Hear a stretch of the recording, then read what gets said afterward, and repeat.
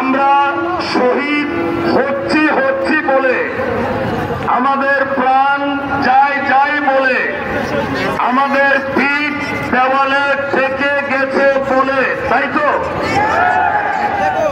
এই দেওয়ালে পিঠ দেখানো থেকে মুক্তি পাওয়ার জন্য আবার সমগ্র বাংলাদেশের সনাতনী সমাজ আজকে এই ঢাকার মঞ্চে উপস্থিত হয়েছেন।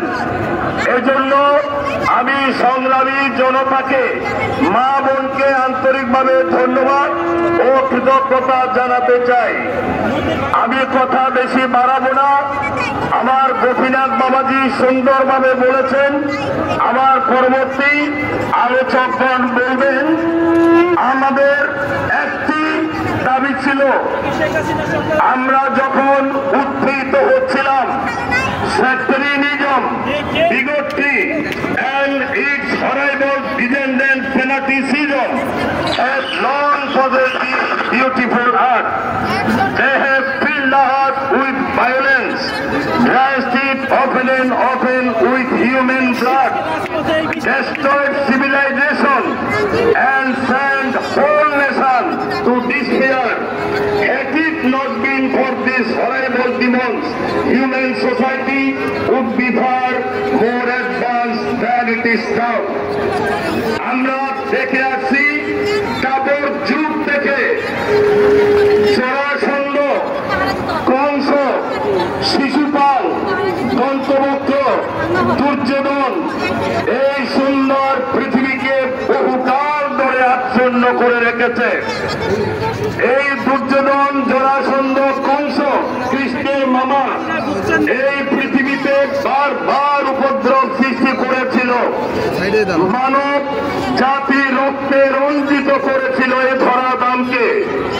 তারা মানব সভ্যতাকে ধ্বংস করেছে বারবার। সমগ্র মানব জাতিকে হতাশায় নিমগ্ন করেছিল। সুধীবৃন্দ, আমার সংগ্রামী ভাইয়েরা, একটি জিনিস বিবেচনা করুন, দুর্যোধন কোথায় আর পাণ্ডব কোথায়? কংস কোথায়? জরাসন্ধ কোথায়? আমরা আগামী 7-8 দিন পরে দুর্গাপূজা করব। এই দুর্গাপূজার মূল ভিত্তি কি? দৈবী শক্তি আসুরিক শক্তির সঙ্গে যুদ্ধ করে। এই তো দৈবী শক্তি আসুরিক শক্তির সঙ্গে যুদ্ধ করে পরাজিত কে হয়? আসুরিক শক্তি। পরাজিত কে হয়? আসুরিক শক্তি। কুরুক্ষেত্রে পরাজিত কে হয়েছিল? কুরু বংশ।